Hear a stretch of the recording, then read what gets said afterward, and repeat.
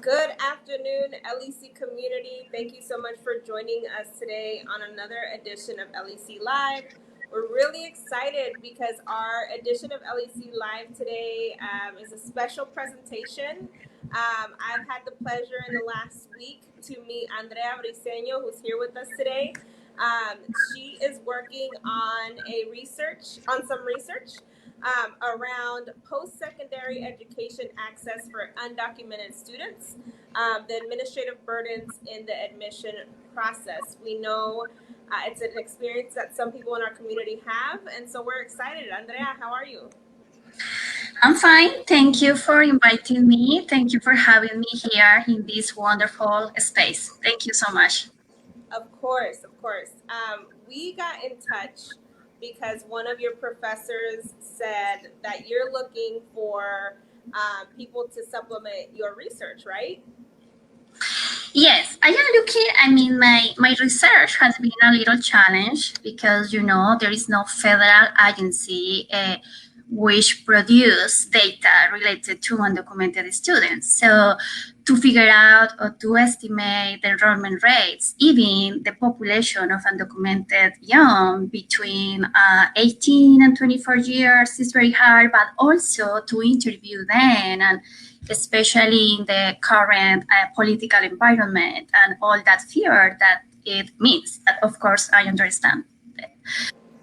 To Dr. Zuniga, who was one of my professor of public policy, and he referred like this wonderful group to talk about my research and my background, etc. Yeah, so LEC community, as you listen to our discussion and then our presentation today, keep in mind you said 18 to 21-year-olds, right, is what you're looking for? Yes, there is an estimation that there's around 1.6 million of undocumented young between 18 and 24 years old, but just 2% access to higher education. And of course, it is a shame. It is a challenge because if you compare this rate with other, even minority students, it is still very low.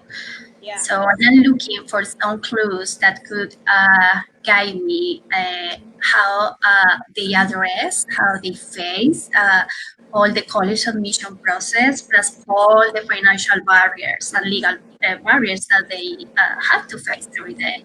Yeah, for sure.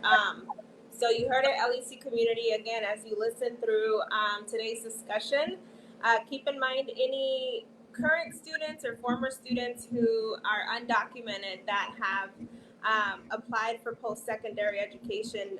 Andrea here would love to talk to them. But that I just wanted to put out there so you can think about it, LEC community, while we talk. But Andrea, tell us about your leadership story. Where are you from? How did you get to where you are today? What program are you in?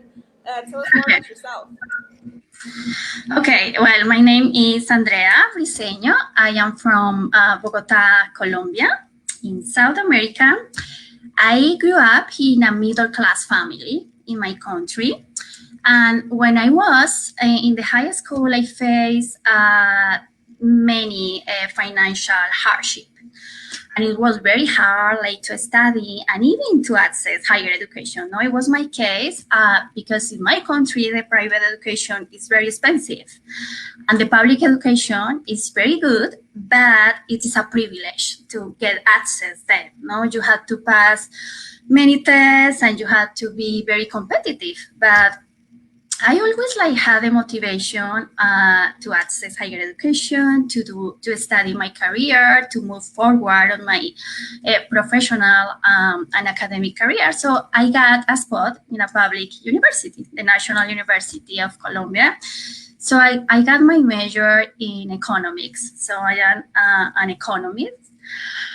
And but I don't know the regular economists who just focus on numbers and equations and regressions. I was more motivated about social policy and public policy always.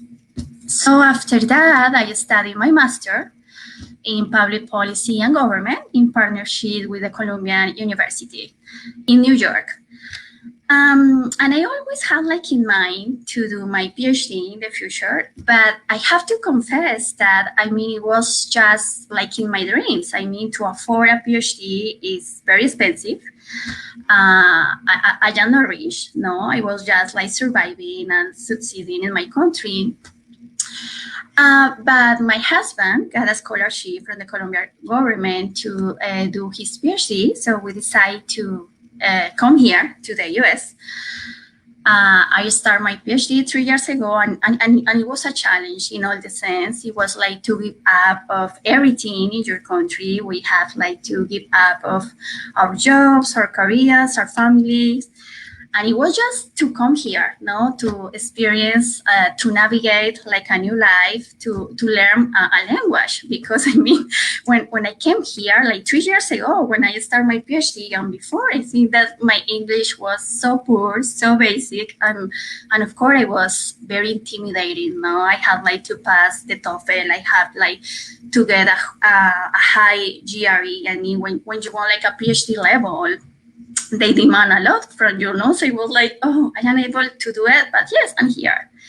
I was able. I think that you had to be, I think that you had to have perseverance and be determined in what you wanted, and just go to that point and to set your goals, and that's it. But yes, it has been difficult, but I think that when you have like barriers in your life and you're able to overcome them, I think that after that you are stronger. Yeah, for sure. I think you have a story that is similar to some people in our community, and so it's always good to have people on our LEC live that people can relate to, and because that does sound really difficult, you know, and even as a first generation person or American, Yeah, I know some of the barriers for me, but you know I don't know those for an immigrant, and so is there that a are a little bit lot. about? There are a lot. Like Yeah. to get a visa. I mean, I am from Colombia. No, and always you know that anyway. Like in the world, in our society, there is a lot of stigmas and stigmatization, and even to get a visa study is very hard. No, so you have like to pass a test and some paperwork. Yes, it's challenging. Also because I came here after my 30s. No, I was like an adult, so it is just to in a new culture, like in a new style of life. Is to learn a new language, and your brain is not like a brain of a child. I mean, my kids, they are little and they get the language very easy. They are able to teach me English. No, they speak English better than me. But it's not the same when you come here like an immigrant and you want to build like a new life, no, in a foreign country. Yeah. How old are your kids? They are little. They are just 4 and 5 years old. 4 and 5. They Yeah, are they're very pretty close. little. Yes, they are. So I have like an extra challenge, no, because I am doing my PhD. But of course, I am a mom. They are little. They are very demanding. They need me all the time. So yes, it is a challenge. Now their father is now in the US. He got back to Colombia, so I am alone with them, and of course, it's very difficult. I have to manage like different things at the same time: my work, my study, my papers, my deadlines, but of course, their time as she. Yeah. Yeah, that's difficult. Yeah, that's something I think a lot of resonates with a lot of us as well, right? Like balancing parenthood and motherhood and school and research and all the things that you've mentioned. Mhm. So you talked about coming to America, you know, as an adult. What are some highlights of your journey so far? What are some good things that have kind of happened along the way, and maybe some things that have been learning opportunities? Okay, I think that I had been very fortunate. I think that I have met wonderful people, American people, U.S. citizens who have supported me a lot. I think that during my PhD careers, I have met a wonderful sponsor who has like supported me like all the time and give me funding and support my conferences. And I think that it is crucial. I don't imagine my PhD path without him. No, he's like a father for me. But also I had met like wonderful professors like Dr. Suniga and my share and many people that try to make you better, or they try to make your life easier, no? And I think that it is crucial. So I think that a highlight that I had met wonderful people who have guide me, who have support me, because sometimes I just want to give back, no? I just want like to get back. It is a lot for me, but they encourage me all the time. So I think that it has been wonderful. I think, I mean, for example, for my sponsor, I highlight that, I mean, he doesn't care that I am an immigrant, no, and he's able to sponsor me, no, and it is a privilege. I am an immigrant who holds like a scholarship from the U.S. government. And it is a blessing. I mean, I cannot pay a PhD from my own pockets. Of course, you have like to meet some research deadline, and you have to be very competitive, and your performance should be like great. But yes, it is a privilege. And something bad. Well, I think that when you are like an immigrant, you face a lot of barriers. You are no U.S. citizens, so you don't have the same opportunities to work. For example, I cannot work outside the university, so I have to meet like a limited amount of hours. So it is like a little limitation, especially when you have family. Also, you feel like that all the time that you don't belong, no, to these countries. It's a kind of weird, no, that like, okay, you're an immigrant. When you get done with your studies, you have to get back, and no, it's like a kind of that you think, oh, sometimes it is just something temporal, no, that you feel that I don't know if I will be able to set my life here, no. So I think that it is like a bad thing, like that when you are an immigrant, there is a lot of uncertainty, no, in your career and path. Yeah. Um, as a first generation American, my parents immigrated here from Mexico, and it's something that is really hard um, to not take for granted, right? Because, like you said, an immigrant's path and story and journey just has a lot of barriers. Not to negate the barriers that I have as a first generation, but the barriers that my mom and dad experienced, it's just like, I don't know how I'll ever repay that, right? Because it is, looking from the outside in, I've seen how difficult it is financially, like you mentioned, finding work and stability and all of that. Yes, and I think that also the culture, no, Latin American culture. I mean, we are a very family oriented community, right? And we are a very like community oriented, and here, especially for example in the area in which I live, it is very like American, so you feel like a little isolated, no, like alone, that people, I mean, the culture is totally different, no, people are like doing their own lives and they don't care about you, and no, it is a kind of challenging. Yeah, that's a huge part. I mean, from what I understand for sure, of an immigrant story here in America is that adjusting to a new culture, Yes. a new language, a new way of living, the social expectations. We have some people engaging with us. I think some people from your family. We have Luis Briceno. Si quiere, Andrea, algunos momentos hablar en español, si es algo que quiere expresar en español, por favor siéntese libre, dice Elvis. Lástima que no tenga subtítulos para quienes no hablamos inglés. Para quienes no hablamos inglés. Sí, si algunos momentos quiere expresar algo en español, por favor, siéntese libre. Muchas gracias. ¿Conoce a Luis Briceño? ¿Es un conocido de usted? Sí, él es mi papá. He's my father, and I sent him like the link. Because I mean, the problem is that always that I join conferences in the US. Of course, they are not open access, so he cannot join me. No, he's proud about his daughter. No, I am studying in a foreign country, so yes, he's very proud. Hola, papi. Espero estés bien. Estaba diciendo que tú eres mi papá y que me estás viendo y que nunca puedes atender a las conferencias a las que participo, mis conferencias académicas, pero que hoy tienes la oportunidad de escucharme. Me está haciendo like llorar a little bit. I think that it is another like very hard thing. That you, when you're an immigrant, you almost like forget your family. No, it's like your family is in another country, and that interaction is very important for us. So yes, it's right. I mean, it is another thing that you feel, and it's very hard to think about it. So I prefer like don't to talk about it because I am very sensitive and I can cry. I know.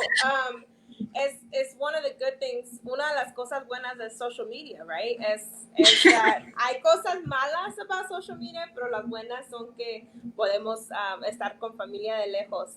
La razón que me emociona un poquito, I think about my mom, and my mom doesn't speak, she lives here with me, but she doesn't speak English. Lo lamento mucho porque quiero que ella sepa el trabajo que hago y todo, pero gracias, papá Briceño, por estar con nosotros. También tenemos a Edwin Pérez. Hi, Edwin. Saludos desde Baltimore. Thank you so much for being with us, Edwin. We have a couple more people joining us, right? Yes. Soy economista como Andrea Briceño Mosquera. Oh, el apoyo de papá. Thank you, papá Briceño. Sí te escucho y trato de entender. Qué bonito. Qué bonito ese apoyo. I think we have one more. Yes, de papá Briceño. Muy interesante escuchar a Andrea en tu entrevista. So, Andrea, cuando quieras expresar algo en español, por favor, siéntese libre. Thank you. Yeah, of course. So tell us about your current role. We know that you're doing research, and if you want to share a little bit of that in Spanish, of course, feel free so your dad can participate. But what do you do now? What does your day-to-day look like? Oh, okay, my first role is like mother, no? Like I said before, I am mother of 2 little boys, so it is my main role. But I am almost a PhD candidate, no? When you are studying your PhD, you have like to pass different stages. I am in my last stage, and I had been fast. I had to recognize that sometimes my academic advisor has told me that I look like in a race. But it is because I have a scholarship, so I need to take advantage of that. And when you are immigrant, I think that you need to work the double. You need to work more. You need to demonstrate that you can do it, that you have like the level that they demand from you. So I am like in my last stage. I am almost a PhD candidate. I hope like to have my prospectus defense very soon. And it is one of my roles, but also because I hold a scholarship in the university, I develop digital research collection on higher education policy for minority students. And in this collection, it is an open access collection. I can share with you the link. It is open access, everyone can access, and I have gathered different articles, research papers, data analysis from different minority students about different issues that they face in higher education. So it will be great. It is like my another role, and of course I am now like more focused on my research prospectus and gathering the data that I need to carry out my research. That's awesome. That's great. I know, like I said, LEC community, we're on the lookout for anyone who's willing to chat with Andrea about an undocumented student who's willing to chat with Andrea about their experience and the barriers that they faced to help with Andrea's research, right? We have Alicia Briceño, de Seguro Un Familiar. Yes, Dice, ella es mi tía. She's my aunt. your aunt. Felicitaciones, Andreita. So sweet. And then we have Papi Briseño. Espera que su proyecto de investigación o disertación sea exitoso. Yes, I I love mean, it. I have to confess that for my father, he always says that I am going to be the Colombian president. No, in his dreams, Oh, in his dreams. I mean, I think that he has a very high concept about me. oh, that's so sweet. Okay, you're gonna make me cry again. You have to remember I'm 6.5 months pregnant, so everything is like.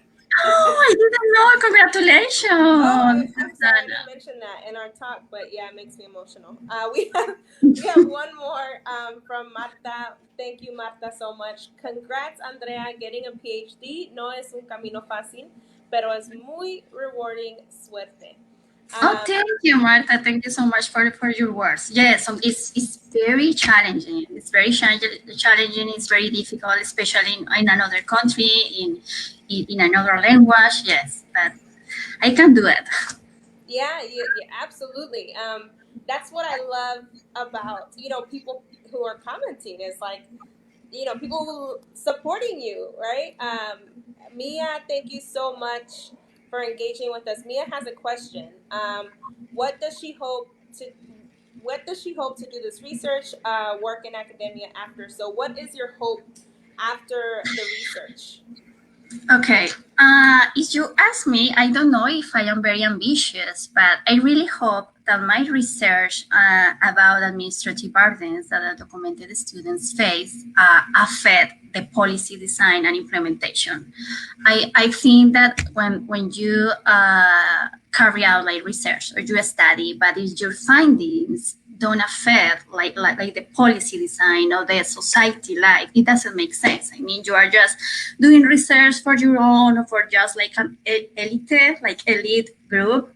But I think that it has like to transcend. It has to impact the society.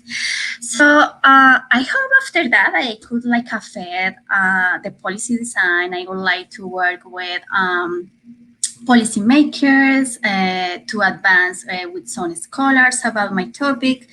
I really want that there is any way that we could figure out like any way to allow undocumented students access to higher education or at least to increase enrollment rates. And I think that if we could like change a little bit like that panel, it would be great. So I hope to work with the government if I could do it. But if not, if I have to get back for some reason or whatever, before I came here, I work with the Colombian government as well. I work with vulnerable populations, helping them with public policies, no, for single mothers, Black people, Indigenous people, and low-income families. Okay, so your dad was right. You are going to be the Colombian president one day. I don't think so, but at least but at least I would like to be like in a spot in which you could like impact people's lives. No, I think that if you do research and you don't share that and it doesn't impact society, it doesn't make sense. Yeah. And we're lucky because you get to share your research that you have so far with us today. So that's exciting. Papi Briseño dice, ojalá aciertes en políticas públicas para superar los obstáculos de acceso a los estudiantes. Y también dice que en recomendaciones sobre política pública. Obvio, I struggle a little bit leyendo en español porque nunca lo aprendí y lo tuve que aprender yo sola. So, yeah. So, before your presentation, we're going to start your presentation here in a couple minutes. But before that, what advice do you have for immigrant PhD candidates or immigrant, you know, students who are wanting to access college? What advice do you have? Okay, I have an advice that they need to be prepared. I mean, a PhD career is not easy, and some people take it easy. I think that you need to be prepared. You need to learn the language, like the scores, but also I think that the most important is that you need to have in mind what you want to. I mean, what is your research about? I had met like different peers who struggle about their research, that they don't know what to study, that they don't know what to research, and of course it affects like their performance. It delays them. So I advise them to be clear about what they want to do. And when you have clear that, it is easier, to move forward and to move on, and to get along with the right people, or to get like the right support, to be able to navigate. It is like my advice. And also, I feel that when you are like an immigrant, like I said before, you are like in a bridge. It is like, I mean, you do not belong to any side. I mean, you are like in this side with your roots, with your identity, with your culture, but also you have to navigate the other side.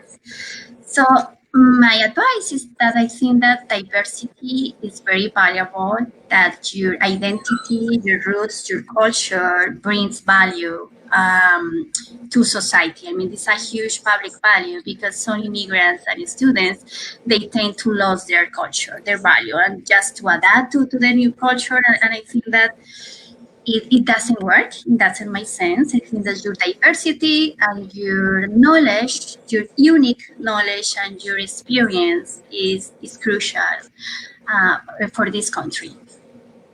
I love that. I love that because I think a lot of times society makes immigrants feel like their identity is a deficit or a Mhm. negative thing, But like you Yes. said, our country and our world needs all of those experiences. We do have one more question before we start with your presentation. Mia wants to know, what's one thing that you found out in your research that has surprised you? Well, I think that there are many things that have surprised me. One of the things that has surprised me is that there are just few states in the U.S. which grant in-state restitution for undocumented students. Just 16 states of 50. And it has surprised me, because the US, when you learn about like the US history and context, it is a little weird, because the US value a lot of education and access to higher education, and they are convinced that higher education is a social tool. I mean, it's a tool to have like social mobility and political mobility. So it has surprised me why, if there are a lot of undocumented student population in the US, they don't allow them to access higher education, or they put a lot of legal and financial barriers. And another thing that has surprised me is the low enrollment rates, of course, for undocumented students. The low opportunities for them, and also like all that of political tension about access for them. No, it's something weird that I don't understand, because when I think, I mean, especially when undocumented students, when you see the national and state governments have invested in them during the elementary and high school, right? Have invested like, and it is public resources in them. So it doesn't make sense that when they want to access higher education, they face legal and financial barriers like Yeah. they face. No, it doesn't make sense. I mean, the state has invested. No, it is just like a rational choice. You have invested a lot of resources, not just economic, social resources Yeah. for them. So it is better to allow them to study, to move forward. They could contribute to the society, and not just in economic terms, but in social, all the benefits that have like an educated person or a person who is able to develop some particular skills. Yeah. It sounds like Marta agrees that the financial burden, if we want to pull up Marta's comment, financial burden is terrible. It's a question of access. We have the talent and the grit, but the financial sacrifice is crazy. But education needs to stop being a luxury in this country. It is widening the access gap. Yeah, I can agree with that. Papa Briceño está de acuerdo that the financial burden is one of the problems. Gracias, Papa Briceño, por ir a... Try to... me perdonas mi inglés. Yes, yes, I think that he tries to write in English. I love it. Gracias, Papa Briceño, por estar con nosotros. So, here's our presentation for today, LEC community. As you've heard, Andrea has been working on research, and it is titled Post-Secondary Education Access for Undocumented Students, Administrative Burdens and the Admission Process. Remember, as she's presenting, think about students or former students that were undocumented and were in the process of applying for post-secondary, as that would help out Andrea's research, right, Andrea? Okay, thank you. Yeah, so if you're ready, everyone take out your pens and your notebooks and let's get to learning. Yes, and please, after that, you can give me your thoughts. Okay, yeah, this is my first slide that I want to give you like a context. There is estimation about of 1.6 million undocumented young between 16 and 24 years in the US. And there is also an estimation that 65,000 of undocumented students graduate from high school each year. But just between the 5 and 10% pursue higher education. And it is just the 2% nationwide that I mentioned before is very low. Please, the next slide. Okay. So in terms of higher education policy for undocumented students, there is not a federal law which prohibits access to higher education for this population. But undocumented students cannot access to the federal financial aid, that it is like a first barrier for them. In terms of the state governments, I want to show you through this map, just 16 states have legislated in state resident tuition for undocumented students. It means that undocumented students can access, but also they can pay like a lower tuition, just like a 1/3 or 1/2 of the tuition. But there are other states that they haven't legislated. For example, to me was surprised when I look at Missouri. Missouri hasn't legislated in state resident tuition for undocumented students, even though there is a great undocumented population there. The orange color shows like some states that have granted the discretion to the universities and colleges system to legislate in state resident tuition, but it's just the discretion from universities and college. But you can see the gray spots. Most of the states, they haven't done anything. So the undocumented students who live there, who reside there, they are like in a kind of the limbo. Right now, I can just focus on the states which grant in state resident tuition for undocumented students. States like Washington, California, Colorado, Minnesota, New York, New Jersey, Connecticut, Maryland, Florida, Texas. And even though they have the policy in place and undocumented students can pay a lower tuition, the enrollment rates is just between the 2 to 4%. And it is very low. It is still very low. And it is weird because some previous research has shown that when you give like a subsidy to a young to access higher education, you expect like enrollment rates from about 10 to 12%.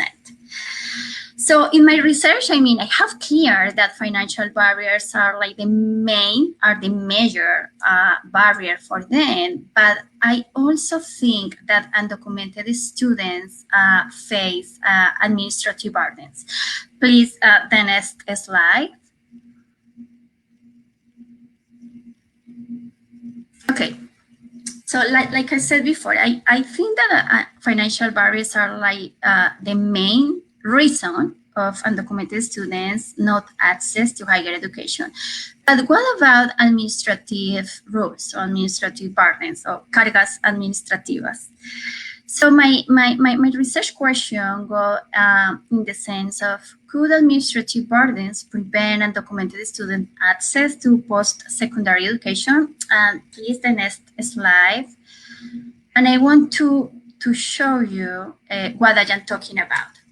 What are administrative burdens? Okay, this topic is a new avenue of investigation in public management scholarship. And the question that many scholars and policymakers have tried to answer is why people, individuals who are entitled to get a public benefit, they don't access, or why this public benefit access is far below the levels it should be. And so scholarship has demonstrated that individuals could be prevented or they may be prevented to access public benefits because of these administrative rules. So what is an administrative burden? It's an individual's experience of policy implementation that becomes onerous. It should be because individuals should face like excesses or meaningless paperwork. They had to meet different requirements, formal rules, to face interviews, but also they have to face the administrative discretional power, to deal with admission officers, for example, in this case, or with universities and college staff. So this framework of administrative burdens developed like three kinds of cost: the learning, the psychological, and the compliance cost. The learning cost refers to all the costs of getting like the right knowledge, that individuals can determine if they are eligible to the policy. The psychological causes, all the emotional effects that they face, especially undocumented students who could feel like a kind of a stigma. And the compliance costs, if they have like to pay application fees, if they have like to move, if they have to pay for any commute that they have to do. So all these costs could hinder or prevent individuals' participation in policy benefits. So please, the next slide. So, and here I want to emphasize the administrative rules do not affect everyone in the same way, because individuals face or have to navigate the burdens in different contexts. Some individuals have more or they have like higher levels of education or financial or human capital resources instead of others individuals. So here, the income levels and the human and social capital are very important, and all the networks that you have to navigate and to able, for example, to access public benefits, in this case, to pay a lower tuition. Please, the next slide.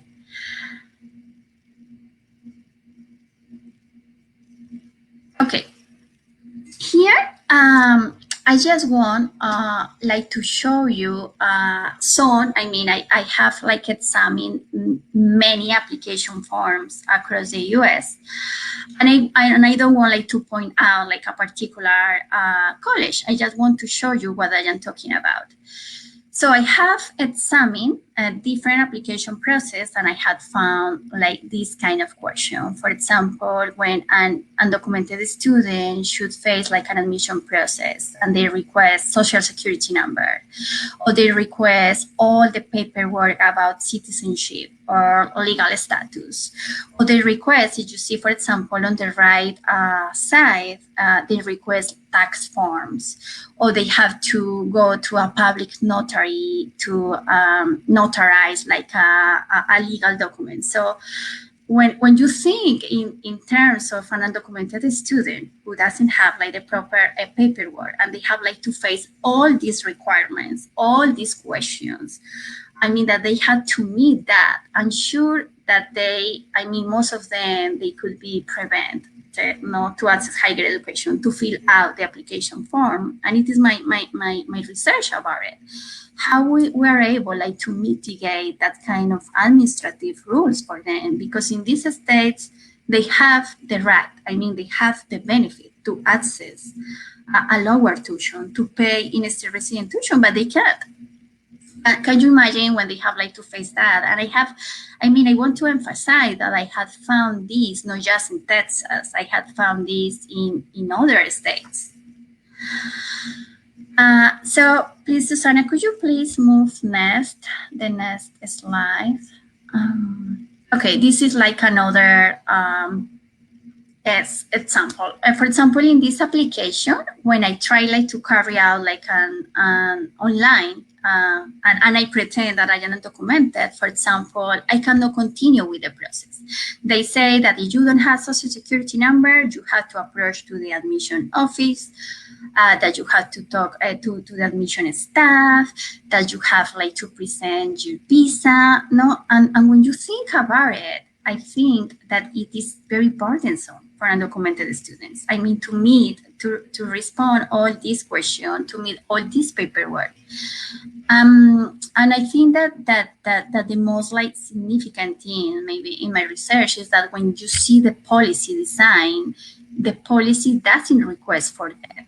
It's just that, in general, the rule to access in state resident tuition policy is just to live in the state and to be graduated from a high school. So, but it doesn't make sense, all the paperwork and all the questions that they are asking for. Okay, Susanna, please, the next slide.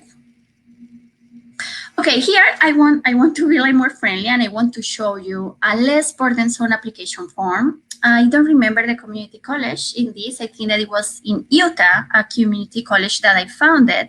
And as you see, for example, in the first admission form, as you are able to see, they don't ask for social security number. They don't ask for any citizenship documentation.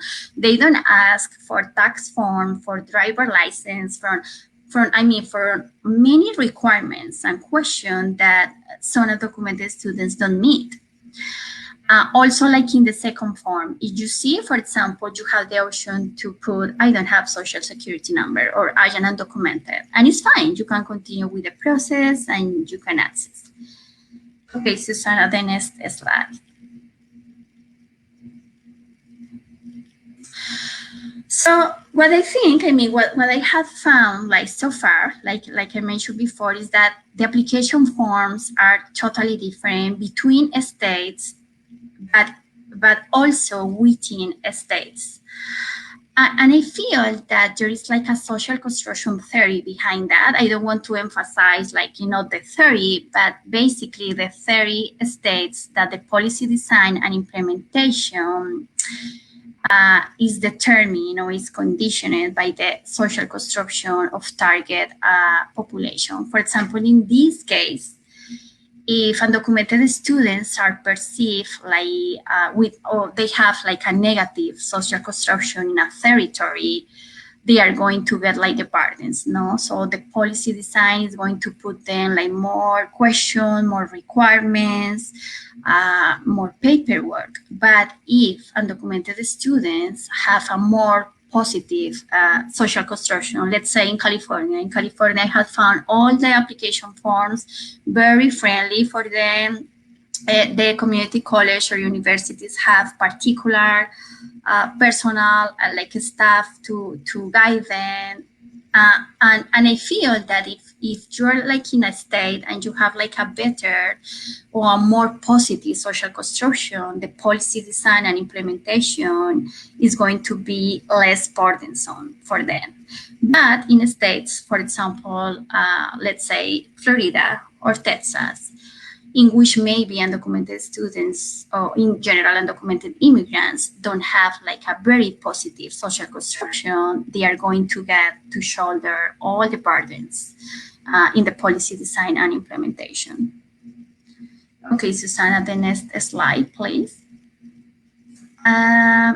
Here, I think that I don't want to emphasize about what are like the administrative burdens roots. I just want like to mention that these rules could be, could be like the result of systematic elements of attention between efficiency and fraud prevention.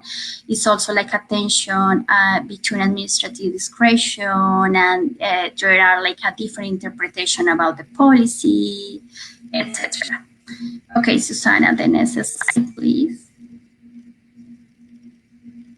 Okay, so my hypothesis from all of that is that the level of administrative burdens that undocumented students face in the post-secondary admission process is directly correlated with their social construction at the state level.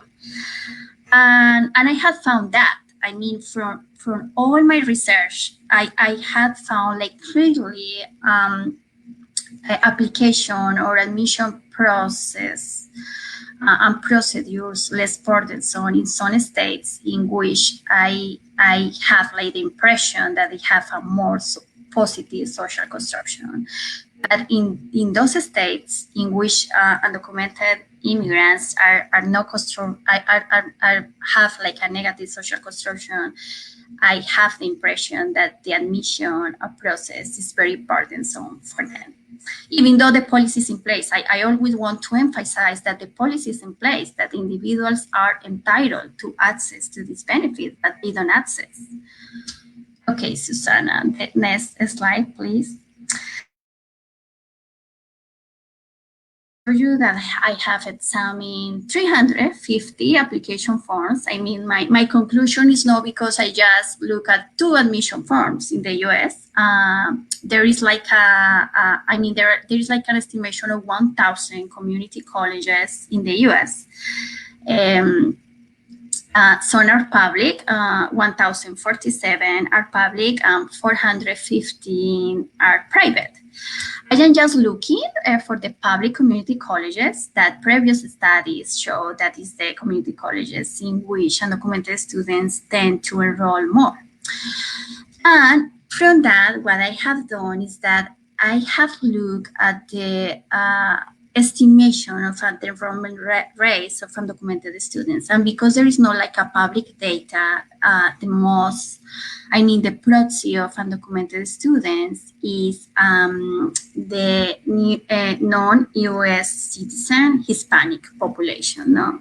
Because there are some studies which show that the 80% of Hispanic population is undocumented. So all the scholars who focus on higher education policy for undocumented students, they follow like the same methodology. Okay, we are going to look at the enrollment rates from non-US citizen Hispanic population. And we could have like an estimation of undocumented students enrollment rates. Okay, Susanna, please next. Here I just want like to follow like the Hare and Moynihan framework about administrative burdens. You can see the learning, psychological, compliance costs. And I have estimated like 14 administrative burdens so far. I have validated these burdens with some undocumented students in which they say, okay, when they ask for social security number, or maybe when they ask about home address, it is very fear. I mean, you don't know if they can use that information and I could be deported or my family. when they have like to present the individual taxpayer identification number or tax forms or whatever. Okay, Susanna, next slide, please. Here, I don't want like to focus too much on the regression. I just like propose for a regression in which I want to estimate the effect of administrative burdens on enrollment rates. And what I want to prove is that administrative rules, I mean, all these burdens that I had mentioned, all the paperwork, all the questions that they have to answer and the requirements that they have to meet impact the enrollment rates. So, Susanna, please go to the next slide. Okay, in this slide, I want that you focus on my four model, my four regression model. And you can see, I mean, always when you run like regression, you look at the p-value that is on your right side. And if this p-value is lower than 5%, you can say that the result is statistically significant. So here you can see that administrative burdens is in negative, is minus 19, right? And it demonstrates that, I mean, it is like an empirical demonstration that for any additional administrative rules or burdens that an undocumented student should face, the enrollment rates could decrease in 19 students. So far, I mean that I am like excited in my research that I have been able to demonstrate that is right, what I am talking about, that at least with empirical data that I have, I can show that when that really administrative burdens, administrative rules have an impact or have an effect on undocumented students' enrollment rates. And of course, this effect is negative. And please, the next slide, Susanna. Okay, and I just want like to mention that my research is the first work to empirically track differences in burdens in the admission process among states. I mean, there is no other scholar who is studying or who is investigating like the same. It adds to the value of public administration scholarship. It demonstrates how administrative burdens or rules reflect social constructions and may become policy instruments that prevent access to public benefits, and particularly to disadvantaged individuals, in this case, undocumented students. And I think that the most important, it illuminates ways in which states may reduce administrative burdens for them. And the next slide, please, Susanna. Okay, what is next? Okay, I have done like all this empirical work in this last year. Now, what I want to do is to interview and to have surveys from undocumented students. So here in the US, you can now carry out surveys and interviews without like an IRB approval. IRB approval is the institutional research board from the university. So I got approval. You know that undocumented students are a very sensitive population. I mean, and I am the most interested in protect them. So I got approval. This survey is anonymous. I mean, I am not going to know their identity. They don't have to give me their names, their location. I mean, they just ask for the state because I need like to compare partners. No, I mean tendencies and differences between states, but they don't have to give me any personal information. But for my research, it is very important. I want to know how they face the admission process, how they experience the admission process, because I have done a very like strong empirical work, and I have demonstrated that administrative rules affect them. But now from the surveys, I want to listen from them. No, I want to read from them how they perceive the admission process, how was their experience, how they face when they have like to meet paperwork that they don't have it.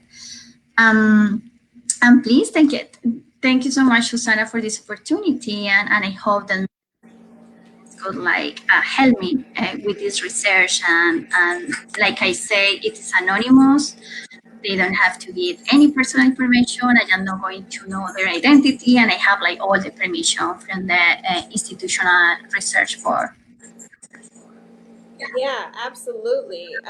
Andrea, first and foremost, thank you so much for your time and for the work you're doing on this research. It's much needed, and like you said, it sounds like not many, if not any people, are doing that research right now. And it's much needed in our country today. And especially if we want to move toward a society that is more inclusive of all of the demographics in our country. So you heard it, LEC community, we are on the search for people who have had or are going to have experience with applying to post-secondary institutions, either 2-year, 4-year college or university. That could take an anonymous survey that would really help Andrea's research. I'm going to bring up gracias from Papi Briceno. Dice gracias a Susana y Andrea por la invitación. And then we have Ray Zuniga, who I believe is your professor, right? Andrea, I believe, is also looking to interview admissions officers at post-secondary as well. You heard it, LEC community. If you know of any admissions representatives in higher education, admissions officers, reach out to Andrea. It was Andrea M at bt.edu. Andrea M at bt.edu. Andrea, thank you so much for being with us this afternoon. Thank you for the work that you're doing. Any final thoughts or questions for our community? Yes, it's fine. Thank you, Susana, for inviting me, for having me, for allowing me now to present my research. Thank you so much. Of course, of course. LEC community, thank you so much for joining us this afternoon.